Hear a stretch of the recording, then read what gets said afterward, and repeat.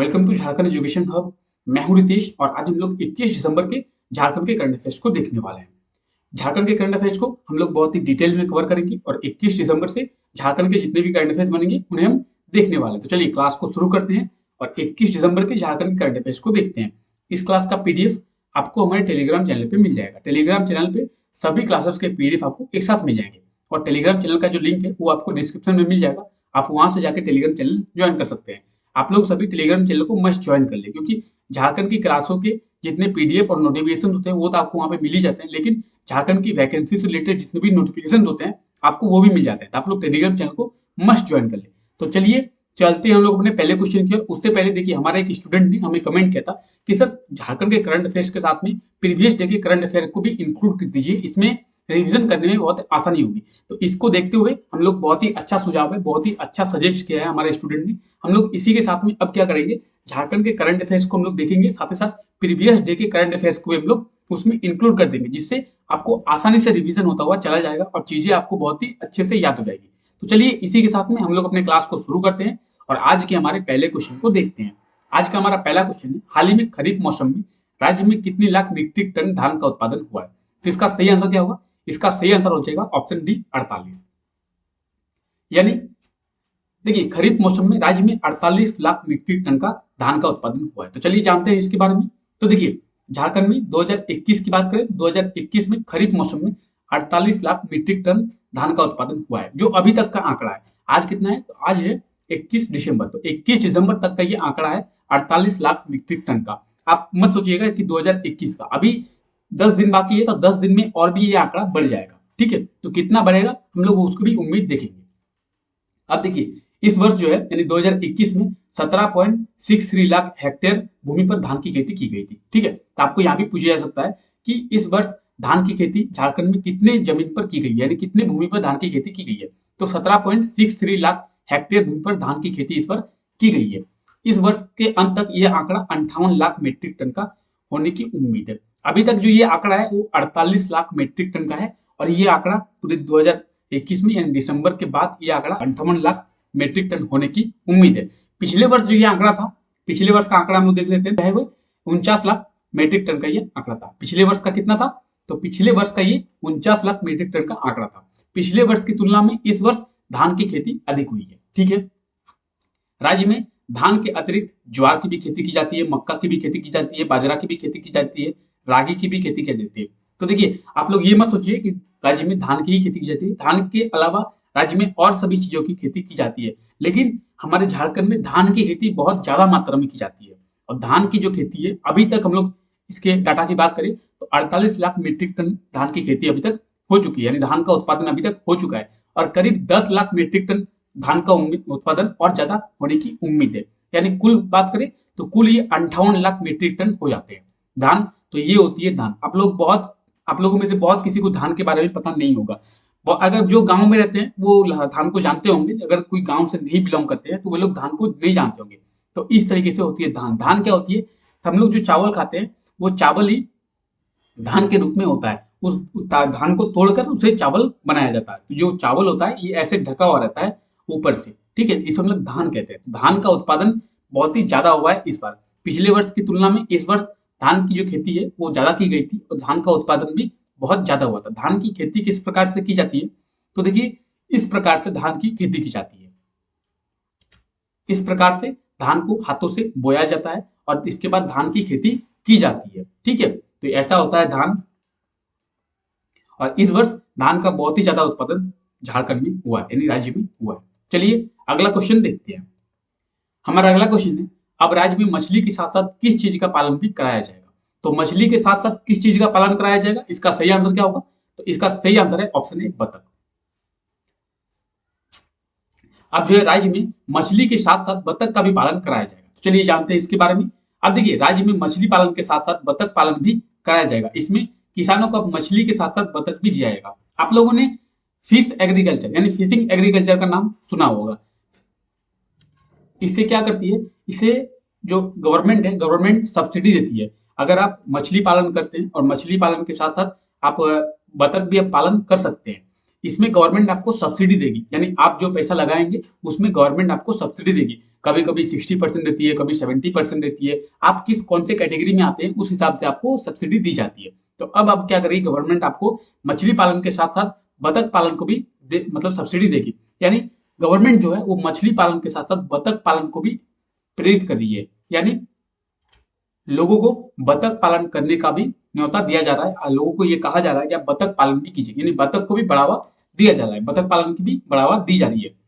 सब मत्स्य पालन विभाग पहली बार राज्य में मत्स्य के साथ साथ बतख को भी देगा किसानों को। इसके लिए मत्स्य विभाग ने 2 करोड़ की राशि आवंटित कराई है। ठीक है, तो मत्स्य विभाग ने 2 करोड़ की एक्स्ट्रा राशि बतख के लिए आवंटित कराई हुई है। ठीक है, तो आपसे ये भी क्वेश्चन पूछा जा सकता है कि बतख पालन के लिए मत्स्य विभाग ने कितनी राशि आवंटित कराई गई थी। जिसका सही आंसर क्या होगा, 2 करोड़। ठीक है, अब देखिए इसमें अनुसूचित जाति और अनुसूचित जनजाति, ठीक है, कौन कौन, तो अनुसूचित जाति, अनुसूचित जनजाति और महिला लाभुकों को इस योजना का 80% अनुदान मिलेगा, यानी 80% सब्सिडी मिलेगी। आप ये कह सकते हैं अगर आप 100 रुपया खर्चा करते हैं तो 100 रुपया में 80 रुपया गवर्नमेंट की ओर से दिया जाएगा आपको, और दूसरे समुदाय के जो लोग हैं उन्हें 70% अनुदान मिलेगा, यानी 70% उन्हें सब्सिडी मिलेगी। यानी आप अगर 100 रुपया खर्चा करते हैं तो आपको 70 रुपये गवर्नमेंट की ओर से दिया जाएगा। तो किन्हीं किन्हीं अनुसूचित जाति यानी एससी और एसटी, साथ ही साथ महिला को भी इसका 80% अनुदान मिलेगा, और बाकी जो जनरल और ओबीसी आते हैं और जो पुरुष आते हैं उन्हें 70% अनुदान मिलेगा। ठीक है, अब देखिए हम लोग फिश एग्रीकल्चर की बात कर रहे थे, तो इस तरीके से मछली पालन किया जाता है, यानी छोटे छोटे बॉक्स बनाए जाते हैं और बॉक्स में पानी रखा जाता है, और बॉक्स में पानी रखने के साथ उनमें मछली पालन कराया जाता है। तो इस तरीके से मछली पालन करने पर गवर्नमेंट हमें सब्सिडी देती है। अब मछली के साथ साथ अगर आप बतख पालन भी करते हैं तो बतख पालन करने के लिए भी आपको गवर्नमेंट सब्सिडी देगी। ठीक है, इस योजना का ये उद्देश्य है। इस तरीके से देख सकते हैं हम, इस तरीके से मछली पालन किया जाता है। इस तरीके से अलग अलग बॉक्स बनाए जाते हैं और अलग अलग बॉक्स बनाने के साथ में मछली पालन किया जाता है। मछली के साथ में अगर आप बतख पालन भी करते हैं, गवर्नमेंट की ओर से बतख पालन को भी बढ़ावा दिया जा रहा है, तो बतख पालन में भी आपको क्या करेगा, तो आपको अब सब्सिडी दी जाएगी गवर्नमेंट की ओर से। ठीक है, चलिए हमारा अगला क्वेश्चन है, राज्य के रांची विश्वविद्यालय की महिला बैडमिंटन टीम कितने साल बाद ईस्ट जोन चैंपियन बनी है। रांची की महिला बैडमिंटन टीम, इसका सही आंसर क्या होगा, इसका सही आंसर होगा ऑप्शन सी, 22 साल बाद। अब देखिए रांची विश्वविद्यालय की जो महिला बैडमिंटन टीम है वो 22 साल बाद ईस्ट जोन चैंपियन बनी है। तो चलिए जानते हैं इसके बारे में। तो देखिए हाल ही में रांची विश्वविद्यालय की महिला बैडमिंटन टीम ने 22 साल बाद ईस्ट जोन चैंपियन बनी है। यह प्रतियोगिता असम के गुवाहाटी में आयोजित की गई थी। तो ये प्रतियोगिता कहाँ पे आयोजित की गई थी, असम के गुवाहाटी में ये प्रतियोगिता आयोजित की गई थी। तो आपसे इस प्रकार से भी क्वेश्चन को पूछा जा सकता है। देखिए एक क्वेश्चन को कई तरह से पूछा जा सकता है, आपसे इस प्रकार से भी पूछा जा सकता है, रांची विश्वविद्यालय की महिला बैडमिंटन टीम जो चैंपियन बनी है वो कहाँ पे बनी है, यानी वो कहाँ पे आयोजित की गई थी, तो वो असम के गुवाहाटी में आयोजित की गई थी। कितने साल बाद बनी है, तो 22 साल बाद बनी है। तो एक क्वेश्चन को आप लोग कई तरीके से घुमाया जा सकता है। वो फाइनल में किसके साथ मुकाबला हुआ था, तो फाइनल में मुकाबला हुआ था जौनपुर के साथ। रांची विश्वविद्यालय की जो टीम है उनका फाइनल में मुकाबला हुआ था जौनपुर के साथ में। ठीक है, रांची की टीम का जौनपुर के साथ में, जो रांची ने 2-0 से हराकर विश्वविद्यालय ने चैंपियन बनी है। तो क्वेश्चन को कई प्रकार से घुमाया जा सकता है, तो आप लोग हर एक पॉइंट को याद रखें। 2-0 से हराया है जौनपुर को, फाइनल में रांची और जौनपुर का मुकाबला हुआ है, 22 साल बाद रांची विश्वविद्यालय की टीम ईस्ट जोन चैंपियन बनी है, ये मुकाबला असम के गुवाहाटी में हुआ था। तो इस तरीके से आप लोग हर एक पॉइंट को याद रखें, ताकि कोई भी पॉइंट से आपको क्वेश्चन पूछा जाए आपसे वो क्वेश्चन छूटे नहीं। ठीक है, चलिए, और आप लोग राइटिंग की प्रैक्टिस कीजिए, यानी आप जो पढ़ रहे हैं उसे आप लोग लिखा कीजिए। लिखने से आप लोगों को क्या होगा, आप कॉपी लीजिए, पेन लीजिए और आप लोग लिखा कीजिए। लिखने से आपको वो चीजें आसानी से याद होगी। ठीक है, चलिए, ये है रांची विश्वविद्यालय और यही की महिला बैडमिंटन टीम अभी 22 साल बाद ईस्ट जोन चैंपियन बनी है, जो असम के गुवाहाटी में आयोजित की गई थी, जो 2-0 से जौनपुर को हराई हुई है। तो इस तरीके से आपको याद होना चाहिए हर एक पॉइंट, आपको कहीं से भी एग्जाम में पूछे आपको आंसर देना है। ठीक है, चलिए, रांची विश्वविद्यालय ये कहाँ पे है, तो रांची में है। तो ये है मैप में रांची। रांची के बारे में जानते हैं, रांची का फॉर्मेशन कब किया गया था, 1899 यानी 1899 में रांची का फॉर्मेशन किया गया था। रांची में ब्लॉक की बात करें तो रांची में टोटल 18 ब्लॉक है। रांची अपनी बाउंड्री कौन से राज्य के साथ शेयर करता है, तो रांची अपनी बाउंड्री वेस्ट बंगाल के साथ शेयर करता है। साथ ही साथ झारखंड के कितने जिलों के साथ, तो झारखंड के 9 जिलों के साथ रांची अपनी बाउंड्री शेयर करता है। कौन कौन से जिले हैं, रामगढ़, हजारीबाग और कौन सा है, तो ये चतरा, लातेहार, लोहरदगा, गुमला, खूंटी, पश्चिमी सिंहभूम और सरायकेला खरसावां, इन्हीं 9 जिलों के साथ रांची अपनी बाउंड्री को शेयर करता है। रांची क्या है? तो रांची झारखंड की राजधानी है, झारखंड की राजधानी है। चलिए इसको मिटाते हैं पहले और फिर देखते हैं।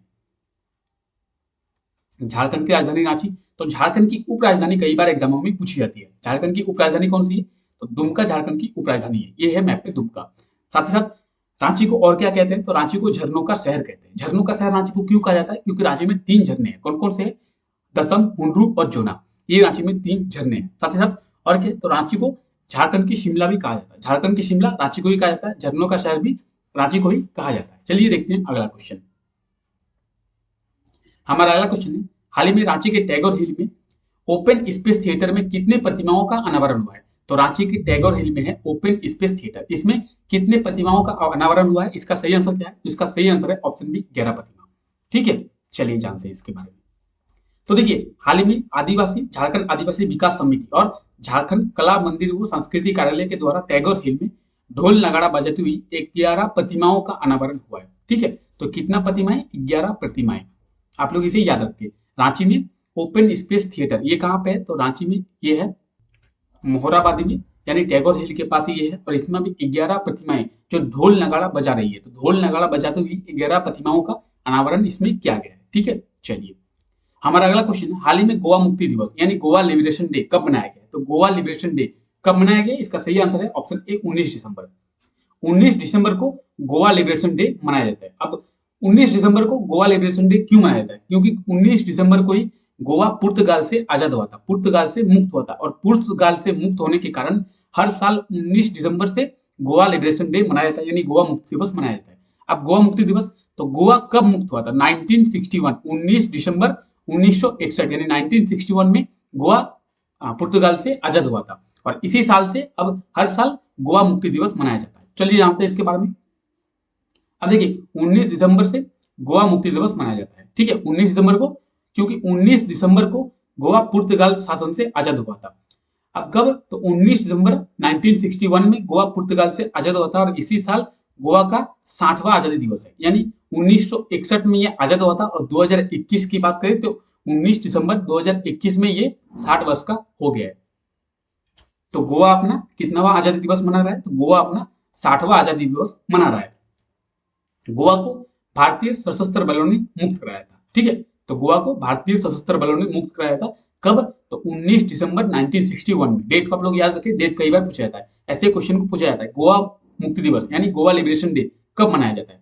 तो गोवा लिबरेशन डे 19 दिसंबर को मनाया जाता है। गोवा पुर्तगाल से कब आजाद हुआ था? गोवा पुर्तगाल से 1961 में आजाद हुआ था। इस साल गोवा अपना कितनावा आजादी दिवस मना रहा है? तो इस साल गोवा अपना 60वां आजादी दिवस मना रहा है। हर एक पॉइंट को आप लोग याद रखिए। चलिए देखिए, गोवा लिबरेशन डे 19 दिसंबर से मनाया जाता है। तो आज का करंट अफेयर हम लोग यही तक था। अब देखते हैं प्रीवियस डे के कुछ करंट अफेयर को। ठीक है, गोवा, तो देखिए गोवा के बारे में थोड़ा सा जान लेते हैं। 19 दिसंबर को गोवा मुक्ति दिवस मनाया जाता है। मैप में कहाँ पे गोवा? तो ये है मैप में गोवा। ठीक है, यहाँ पे मैप में गोवा। गोवा की बात करें तो गोवा 2 राज्यों के साथ अपनी बाउंड्री को शेयर करता है। तो किसके किसके साथ? महाराष्ट्र के साथ और कर्नाटका के साथ, 2 राज्यों के साथ ये अपनी बाउंड्री को शेयर करता है गोवा। तो देखिए यहाँ पे गोवा, ये है महाराष्ट्र और ये है कर्नाटका। तो गोवा महाराष्ट्र और कर्नाटका 2 राज्यों के साथ अपनी बाउंड्री को शेयर करता है। ठीक है, चलिए आपसे पिछले वीडियो में क्वेश्चन पूछा गया था, हाल ही में किस भारतीय ने 70वीं मिस यूनिवर्स का खिताब जीता है? तो 70वीं मिस यूनिवर्स का खिताब किन्होंने जीता है? इसका सही आंसर हो जाएगा हरनाज सिंधु। हरनाज सिंधु ने 70वीं मिस यूनिवर्स का खिताब जीता है। ठीक है, चलिए आपके आज के लिए आपका क्वेश्चन है, राज्य में हुए कोल विद्रोह को कितने वर्ष पूरे हो गए? तो राज्य में जो कोल विद्रोह हुआ था उसको कितने वर्ष पूरे हो गए? इसका सही आंसर दीजिए आप लोग। ऑप्शन ए, बी, सी या डी, जो भी सही आंसर होगा आप लोग कमेंट करके आंसर देंगे। कोल, साथ ही साथ कोल विद्रोह के बारे में डिटेल में लिखिए, कोल विद्रोह कब हुआ था, इसमें कौन कौन शहीद हुए थे। तो देखते हैं हम लोग प्रीवियस डे के कुछ करंट अफेयर्स को। ठीक है, चलिए इसमें हमारा पहला क्वेश्चन क्या है, हाल ही में जैक के अध्यक्ष कौन बने? तो जैक के अध्यक्ष कौन बने थे? इसका सही आंसर क्या हो जाएगा? तो इसका सही आंसर हो जाएगा option A, professor Anil Kumar Mahto JAC के अध्यक्ष बने थे। साथ ही साथ हमारा अगला क्वेश्चन देखते हैं, हाल ही में जैक के उपाध्यक्ष कौन बने? तो जैक के उपाध्यक्ष कौन बने? इसका सही आंसर हो जाएगा डॉक्टर विनोद सिंह। तो देखिए अनिल कुमार महतो जैक के अध्यक्ष बने हैं, यानी जैक के चेयरमैन बने हैं और डॉक्टर विनोद सिंह जैक के उपाध्यक्ष बने हैं। जैक, तो जैक की फुल फॉर्म क्या है? Jharkhand academic council. देखिए हम लोग डिटेल में नहीं देखेंगे, हम लोग सिर्फ क्वेश्चंस को और आंसर को देखेंगे ताकि आपको रिवीजन हो सके, क्योंकि हम लोग इन सभी चीजों को पहले ही देख चुके हैं। हम लोग बस रिवीजन करने के लिए इन सभी चीजों को देखेंगे।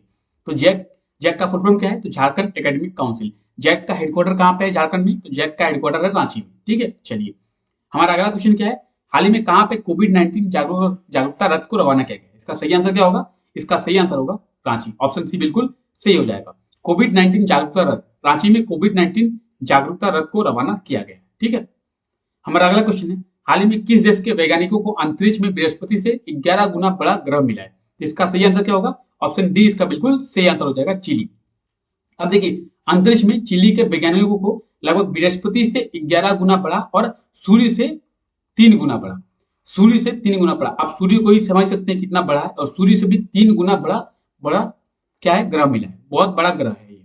ठीक है, चलिए तो हमारा अगला क्वेश्चन है, हाल ही में इसरो ने किस कंपनी के साथ नाविक ऐप के लिए एमओयू किया है? तो इसरो ने कौन से कंपनी के साथ? इसका सही आंसर क्या होगा? ऑप्शन बी इसका बिल्कुल सही आंसर हो जाएगा, ओप्पो। अब देखिए, इसरो ने ओप्पो के साथ एक नाविक ऐप है, नाविक ऐप के लिए क्या क्या है, एमओयू किया है इसरो। तो इसरो की फुल फॉर्म क्या है? Indian space research organisation. क्या है? Indian space research organisation. ISRO का हेडक्वार्टर कहाँ पे है? तो बेंगलुरु में इसरो का हेडक्वार्टर है। एमओयू क्या है? तो एमओयू का आप लोग फुल फॉर्म को याद रखिए। एमओयू का फुल फॉर्म क्या है? तो मेमोरेंडम ऑफ अंडरस्टैंडिंग। क्या है? मेमोरेंडम ऑफ अंडरस्टैंडिंग एमओयू का फुल फॉर्म है। ओप्पो के साथ क्या है? ओप्पो कौन सी कंपनी है? तो ओप्पो एक इलेक्ट्रॉनिक कंपनी है जो चाइना की है। ठीक है, इसरो हमारे भारत की स्पेस कंपनी है, जो स्पेस से रिलेटेड जितनी भी चीजें हैं इसरो हमें देखता है। हमारे भारत के इसरो स्पेस से रिलेटेड जितनी भी चीजें होती है वो इसरो देखता है। ठीक है, चलिए आज के लिए हम लोग इतना ही रखते हैं। वीडियो अगर आपको अच्छा लगा है तो वीडियो को लाइक कर दे, कमेंट करके हमें बताएं कि वीडियो आपको कैसा लगा है। साथ ही साथ आपसे जो क्वेश्चन पूछा गया उसका कमेंट में आंसर दे। मिलते हैं नेक्स्ट वीडियो में, तब तक के लिए thank you, tata, bye bye, take care.